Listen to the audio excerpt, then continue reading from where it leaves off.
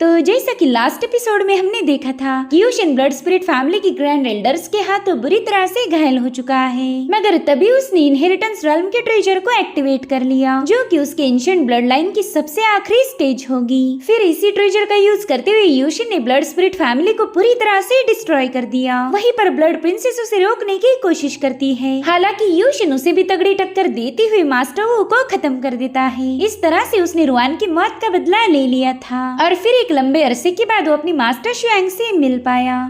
अब आगे तो इस एपिसोड की शुरुआत में हम देख पाते हैं कि शुआंग यूशन को लेकर हेवनली कोर्ट वापस आ चुकी है। ये सभी लोग यूशन के होश में आने का इंतजार कर रहे थे। वहीं पर शुआंग यूशन के लिए काफी ज्यादा फिक्रमंद थी और लिन इरिटेट। वो कह रही थी कि पूरा एक दिन बीत चुका है मगर अभी तक यूशन को होश नहीं आ पाया। साथ ही उसकी इनहेरिटेंस रेल्म भी धीरे धीरे फेड हो रही। कहीं ऐसा तो नहीं कि इस ट्रेजर ने यूशन को बुरी तरह से घायल किया हो, जिस पर एल्डर वांग कह रहे थे कि हाँ, इस बात से तो मैं भी अग्री हूँ कि इनहेरिटेंस रेल्म काफी ज्यादा पावरफुल है। पता नहीं उसने यूशन की बॉडी पर क्या असर किया होगा। खैर, मैं तो बस यूशन के होश में आने का वेट कर रहा हूँ। जैसे ये बंदा अवेकन हो जाए हम सीधा नॉर्दर्न डाचू रीजन पर अटैक करेंगे। उन्हीं की वजह से तो यूशन की ये हालत हुई है, तो उन्हें इसकी सजा मिलनी ही चाहिए। उनकी बातें सुनते ही टाइशू ड्रैगन को हंसी आ गई। वो कह रही थी, एल्डर वांग आप तो बहुत ही हसीन सपने देख रहे। हम नॉर्दर्न डाचू रीजन को कभी पूरी तरह से डिस्ट्रॉय नहीं कर सकते और आपकी इस बात से यूशन भी अग्री नहीं होगा। खैर, यूशन ने इनहेरिटेंस रेल्म जैसे नायाब ट्रेजर को अनलॉक किया है, तो मेरे ख्याल से वो फिलहाल इसी ट्रेजर की बैकफायर को झेल रहा होगा।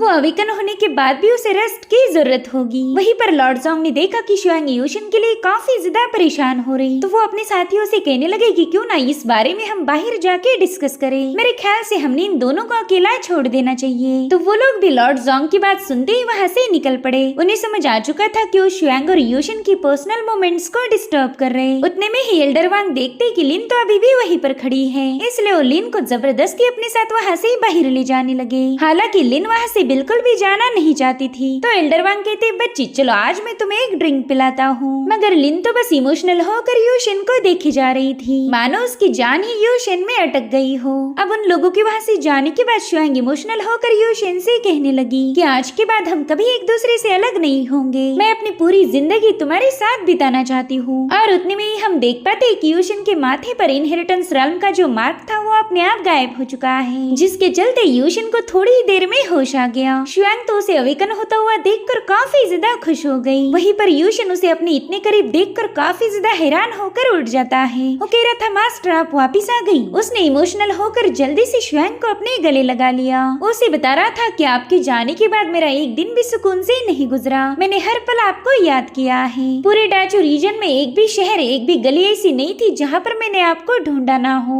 पता नहीं आप मुझे छोड़कर कहाँ चली गई थी। वहीं पर शुआंग भी रोती हुई उसे बताने लगी कि मैंने भी तुम्हें दिन रात मिस किया है। कभी कभार तो मुझे ऐसा लगता था कि शायद मैं तुम्हें दोबारा से मिल नहीं पाऊंगी। वो ख्याल ही इतने ज्यादा डरावने थे कि मैं हमेशा सोचा करती थी कि ऐसे ख्याल दिल में आने से पहला मुझे मौत आ जाए। तभी यूशन उससे वादा करता है कि मास्टर आज के बाद हम कभी एक दूसरे से अलग नहीं होंगे। दरअसल मुझे किसी को रिस्पेक्ट देने जाना है, क्या आप मेरे साथ चल सकती हो? जिसके लिए शुआंग तुरंत ही राजी हो गई। वेल, उनका इस सारा डिस्कशन लॉर्ड टियान काफी गौर से देख रहे थे। वो कहते हैं कि ये दोनों कई सारी मुश्किलों का सामना करके एक दूसरे से दोबारा से मिल पाए हैं। मुझे तो लगा था कि रीयूनाइट होने के बाद ये दोनों प्यार में पागल हो जाएंगे, मगर ये तो काफी ज्यादा शांत हैं। इनके एक्शन से तो ऐसा पता ही नहीं लग रहा कि ये दोनों इतने लंबे अरसे के बाद मिल रहे हो। इधर शुआंग और यूशन किस करने वाले थे कि तभी होली लॉर्ड डोंगफिंग ने उनका विजन वैनिश कर दिया, ताकि ये लोग उनके प्राइवेट मोमेंट को विटनेस न कर पाए। साथ ही वो लॉर्ड टियान से कहने लगे कि तुम इनकी रीयूनियन को एकदम ज्यादा शांत बोल रहे हो। जरा मुझे भी बताओ कि तुम इनसे कौन सी उम्मीदें लगा के रखे थे, कहीं तुम्हें वो सब तो नहीं देखना।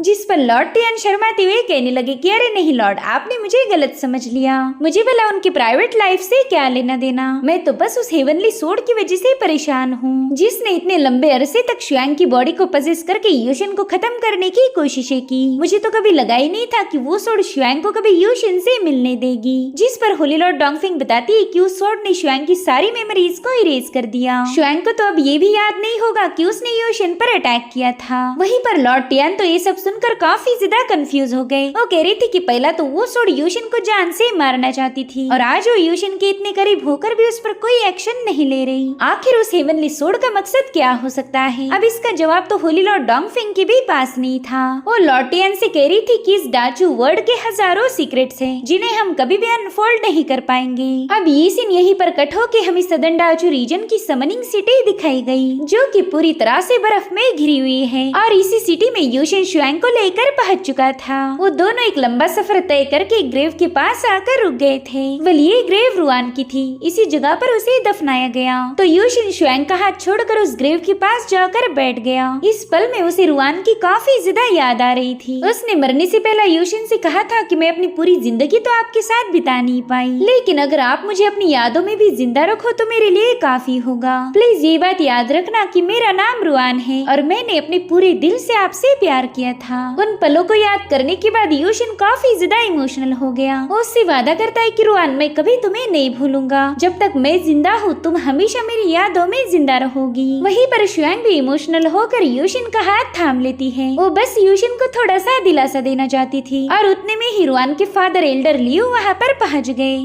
उन्हें तो यकीन ही नहीं हो रहा था कि यूशिन उनकी बेटी से मिलने आया है। वो इन दोनों का यहाँ आने के लिए शुक्रिया अदा करते हैं। वहीं पर यूशिन और शुआंग भी उनके सामने ग्रीट करने लगे। यूशिन उनसे माफी मांगते हुए कहने लगा कि मेरी ही वजह से आपको अपनी बेटी को खोना पड़ा, काश मैं पास्ट को बदल सकता। जिस पर एल्डर लियू कह रहे थे कि 3 सालों पहले ही आपने उसकी जान बचाई थी और फिर 3 सालों बाद उसने अपनी जान देकर आपको प्रोटेक्ट किया। शायद इसी को इमॉर्टल्स की भाषा में कर्मा बोला जाता है। खैर जो हुआ, आप उसके लिए खुद को दोष मत दीजिए। वेल ये मेरी रुआन का सबसे पसंदीदा ग्यूकिन है, इसे मेरी रुआन की जान बसती थी। तो अगर आपको एतराज ना हो तो प्लीज आप इस ग्यूकिन को अपने पास रख लीजिए। इस तरह से मुझे ऐसा लगेगा कि मेरी रुआन आप ही के साथ है। वहीं पर उस ग्यूकिन को देखते ही शुआंग को कुछ पुरानी बातें याद आने लगी। उसी ने रुआन को इमॉर्टल वाली धुन प्ले करना सिखाई थी। तो अब उन सारी मेमोरीज को याद करने के बाद शुआंग काफी ज्यादा हैरान हो गई। वो कहने लगी कि ये सारी बातें आपस में कनेक्टेड है, यानी कि डेस्टिनी को यही मंजूर होगा। वहीं पर यूशिन ने रुआन के ग्यूकिन को बड़े ही प्यार से एक्सेप्ट किया था और उतने में यूशिन और शुआंग की नजर पड़ी रोशी पर। रोशी को देखते ही शुआंग को ऐसा फील हो रहा था कि शायद इस बच्ची से उसका कोई कनेक्शन है।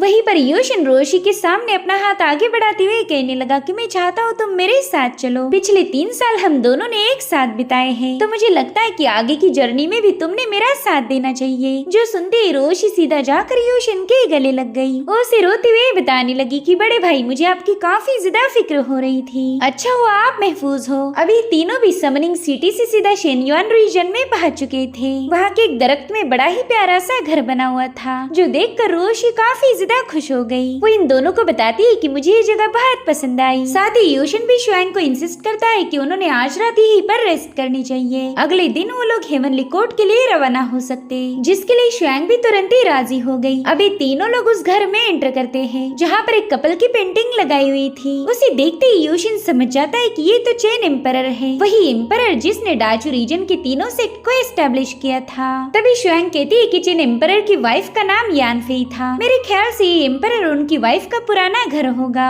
यूशिन भी देखकर थोड़ा सा हैरान था कि उन्हें ऐसी जगह पर आने का मौका मिला। साथ ही इन दोनों का भी उनके फाउंडर से एक पुराना कनेक्शन है, इसलिए वो शुआंग से कहने लगा कि ये हमारे एंसेस्टर है, तो क्यों ना हम इन्हें रिस्पेक्ट दें। जिसके बाद शुआंग और यूशिन इंसेंस स्टिक बर्न करते हुए उन दोनों के सामने अपना सिर झुका देते हैं। थोड़ी देर बाद रोशी भी सो गई थी, मगर शुआंग और यूशिन अभी भी इसी कपल के बारे में सोच रहे थे। यूशिन कहता है कि लेजेंड्स के अकॉर्डिंग एम्परर चेन एक मामूली सा बंदा था। वो अपने वाइफ के साथ काफी ज्यादा खुश थे, मगर फिर उन्हें एक एम्परर बनना पड़ा। ऐसा कहा जाता है कि हमारी दुनिया में क्यास मच गया था। तब यानफेई ने इस दुनिया को बचाने के लिए चेन एम्परर को जंग का आर्मर पहना दिया, जिस पर शुआंग कहने लगी कि एम्प्रेस यानफेई के दिल में सभी लिविंग बींग्स के लिए कंपैशन थी। सच बताओ तो ऐसे लोग इस दुनिया में बहुत कम पाए जाते हैं। मैं तो पूरे दिल से उनकी रिस्पेक्ट करती हूँ। जिस पर यूशिन कहता है कि यानफेई ने इस दुनिया को बचाने की खातिर अपने हस्बैंड को खुद से दूर भेज दिया और उसी बैटल के कुछ दिनों बाद ही चेन एम्परर अचानक से गायब हो गए।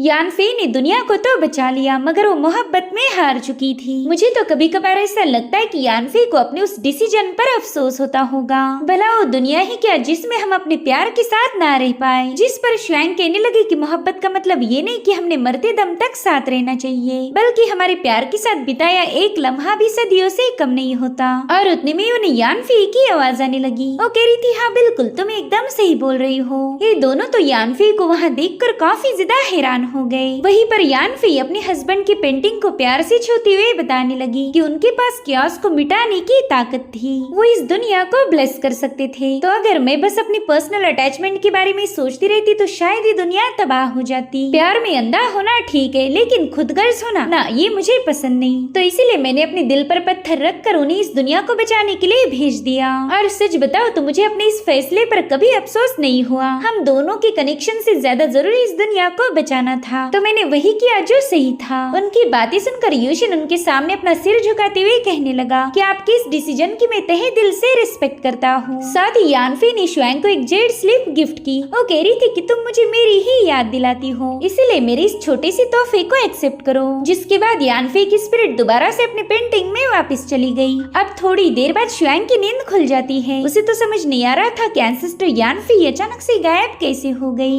वहीं पर यूशन की भी नींद खुल गई थी और शुआंग को यानफी ने दी हुई जेड स्लिप शो करने लगा। इस जेड को होली लॉर्ड डोंगफिंग ने भी देख लिया। वो कह रही थी कि मुझे तो लगा था बस यूशन इस डाचो रीजन का जीनियस होगा, मगर आज पता चल रहा कि यहाँ पर एक दूसरी भी पर्सन मौजूद है जो कि हेवनली डिफाइन सीक्रेट आर्ट्स को कंप्रहेंड कर सकती। उसी पर्सन ने रियलिटी को ड्रीम में और ड्रीम्स को रियलिटी में चेंज कर दिया। दरअसल यहाँ पर लॉर्ड डोंगफिंग शुआंग की बात कर रही थी। वहीं पर शुआंग उस जेड स्लिप के लिए यानफी का शुक्रिया अदा करने लगी। साथ ही यूशन भी कंफ्यूज था कि उन्होंने जो कुछ देखा वो सपना था या रियलिटी। तो शुआंग उसे समझाती कि वो सपना होकर भी रियलिटी था। अब यूशन को जानना था कि आखिर इस जेड स्क्रॉल में ऐसा क्या लिखा है। तो शुआंग को उस जेड को ओपन करने की जिद करने लगा, मगर शुआंग कह रही थी कि ये स्क्रॉल तो एंसेस्टर ने मुझे गिफ्ट किया है, इसलिए तुम इसे बिल्कुल भी देख नहीं सकते। मगर यूशन कहा ही उसकी सुनने वाला था। उसने जैसे ही शुआंग से वो स्क्रॉल छीनने की कोशिश की, शुआंग ने उसकी पिटाई करना शुरू कर दी। वह एक लंबे अरसे के बाद यूशन को अपने मास्टर से पिटाई मिल रही थी और रोते हुए कहने लगा कि पहला तो ठीक था, लेकिन अब मैं तुम्हारा हस्बैंड हूँ। बताओ भला ऐसे अपने पति पर कौन सी औरत हाथ उठाती।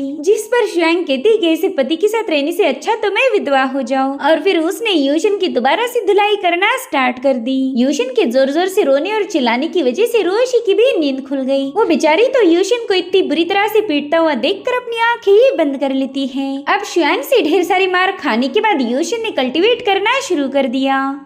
उसने अपनी एनर्जी का यूज करते हुए क्यास डिवाइन कोल्ड्रन को रिपेयर करने की कोशिश की थी। यूशन कहता है कि उस व्हाइट कपड़ों वाली लड़की ने मेरी कोल्ड्रन को बुरी तरह से डैमेज किया था। चलो ये तो अच्छा हुआ कि ये कोल्ड्रन अब रिपेयर्ड हो गई। तभी यूशन देखता है कि शुआंग और रोशी तो वहाँ पर है ही नहीं। दरअसल वो दोनों बाहर ग्रीन ग्रास पर सोए हुए थे और उन्हें सुकून से सोता हुआ देखकर यूशन भी खुश हो गया। लेकिन दोस्तों, इस बंदे की खुशी हेवन से बिल्कुल भी देखी नहीं जाती, क्योंकि उतने में वहाँ पर एक पोर्टल ओपन होकर उसमें से एक बंदा बाहर आ गया था जिसके पास इमॉर्टल व्हील आई की पावर थी। यूशन तो ये देखकर काफी ज्यादा हैरान हो गया कि उसे यान हुआंग के सीक्रेट लॉर्ड से मिलने का मौका मिला। इसलिए वो जल्दी से उनके सामने अपना सिर झुकाकर उन्हें ग्रीट करने लगता है। वो कह रहा था कि सीनियर, अगर मैं गलत नहीं हूँ तो मेरे ख्याल से आप यान हुआंग के होली लॉर्ड होंगचेन हो। लेकिन होंगचेन तो अपनी पावर्स को एक्टिवेट करते हुए सीधे यूशन पर अटैक करने के लिए रवाना हो गए। जो देख यूशन तो काफी ज्यादा सरप्राइज्ड हो गया, लेकिन होंगचेन को रोकना भी जरूरी है। इसलिए यूशन ने डिसोलेशन फीस्ट को एक्टिवेट कर दिया। उसके ऐसा करते ही वहाँ पर एक बहुत ही पावरफुल ड्रैगन क्रिएट हो चुका था। अब जैसे उसका होंगचेन के साथ क्लैश हुआ, यूशन को तुरंत ही रियलाइज होता है कि होंगचेन तो उसके आर पार होकर उसे क्रॉस कर गए। होंगचेन तो बड़ी ही तेजी के साथ बस शुआंग और रोशी पर हमला करने के लिए आगे बढ़ रहे थे, लेकिन यूशन ने अपनी तलवार का यूज करते हुए उन्हें वहीं पर रोक दिया। वो कह रहा था, सीनियर, आपको तो हम एक लेजेंड मानते हैं, आपकी कल्टीवेशन और आपके स्टेटस ने एक मॉर्टल बच्ची पर अटैक करने की इजाजत आपको नहीं देनी चाहिए। अगर आपने उस छोटी बच्ची पर अटैक किया तो इस दुनिया में आपकी जो भी रेपुटेशन है वो खतरे में पड़ जाएगी। फिर तो कोई आपकी रिस्पेक्ट नहीं करने वाला, ना ही मॉर्टल्स और ना ही इमॉर्टल्स। जिस पर होंगचेन जवाब देती है कि रोशी को खत्म करना ही होगा। वो बस बार बार यही सेंटेंस दोहरा रहे थे कि रोशी को खत्म करना होगा।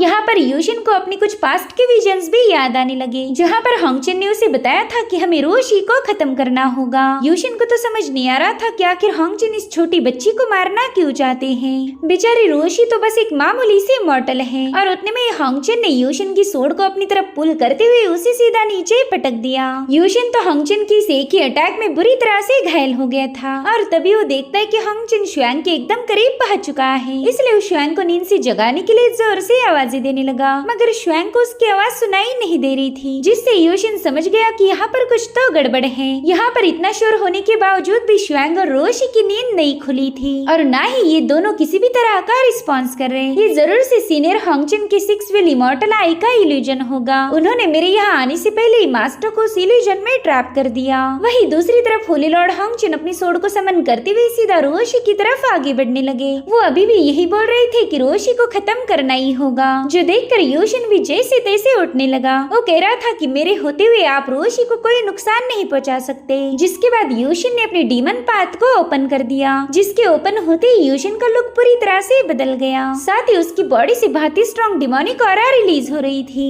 जिसके बाद यूशन फटाफट से हंगचन को रोकने के लिए रवाना हो जाता है। उसने डीमन स्लॉटर स्लैश का यूज करते हुए हंगचन पर अटैक कर दिया था, जिसके एक ही हिट में हंगचन को पीछे हटना पड़ा। लेकिन यूशन के डीमन स्लैश का उन पर कोई फर्क नहीं पड़ा, क्योंकि उस स्लैश की हिट होते ही उनकी बॉडी ने अपने आप एक आर्मर को एक्टिवेट कर लिया। अब वो देखते ही कि यूशन एक बार फिर से उन पर अटैक करने के लिए आने वाला है, तो वो भी यूशन का मुकाबला करने के लिए निकल पड़े। यहाँ पर यूशन अपनी डीमन ड्रैगन 9 पाथ को एक्टिवेट कर देता है। उसके ऐसा करते ही वहाँ पर एक फॉर्मेशन क्रिएट होकर उसमें से 9 ड्रैगन्स बाहर आने लगे। उन सारे ड्रैगन्स ने आपस में मर्ज होते हुए हंगचन पर एक जोरदार अटैक कर दिया, मगर यूशन देखता है कि उसका अटैक पूरी तरह से फेल हो चुका है, क्योंकि हंगचन ने उसे बड़ी आसानी से डॉज कर दिया था और अब अटैक करने की बारी हंगचन की थी। उन्होंने यूशन को अपने एक ही अटैक में काफी दूर ले जाकर पटक दिया था। यूशन देखता है कि अब तो बुरी तरह से घायल हो चुका है, साथ ही उसकी पूरी एनर्जी भी एग्जॉस्ट हो गई थी, मगर उसे फिक्र थी तो रोशी की। उसे पता है कि अगर वो कमजोर पड़ गया तो रोशी को खत्म किया जाएगा।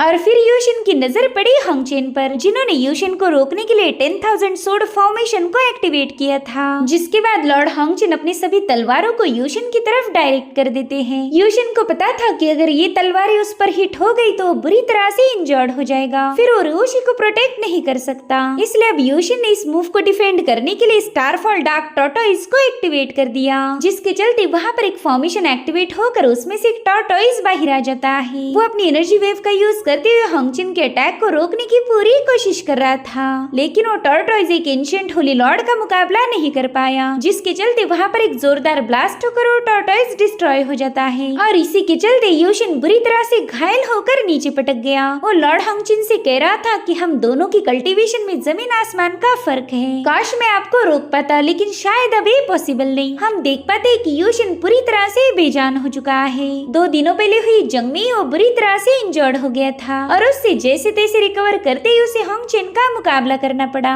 वहीं पर हंगचन देखते कि अब ये बंदा उनके मिशन में इंटरफेयर नहीं कर सकता, इसलिए वो धीरे धीरे करते हुए शुआंग की तरफ आगे बढ़ने लगे। देखा जाए तो उनकी शुआंग के साथ कोई दुश्मनी नहीं, उन्हें तो बस रोशी को खत्म करना था। वहीं पर यूशन उनसे कह रहा था कि सीनियर प्लीज रुक जाए, आप रोशी को खत्म नहीं कर सकते, वो तो बस एक पावरलेस मॉर्टल है। मगर हंगचन उसकी एक नहीं सुनता और इधर यूशन बस बेबस होकर उन्हें देखे जा रहा था और फिर उन्हें रोकने की कोशिश में ही यूशन बेहोश हो जाता है। वहीं पर रोशी शुआंग के पास बड़ी ही प्यार से सोई हुई थी, लेकिन होली लॉर्ड हंगचन को उस पर जरा भी रहम नहीं आता।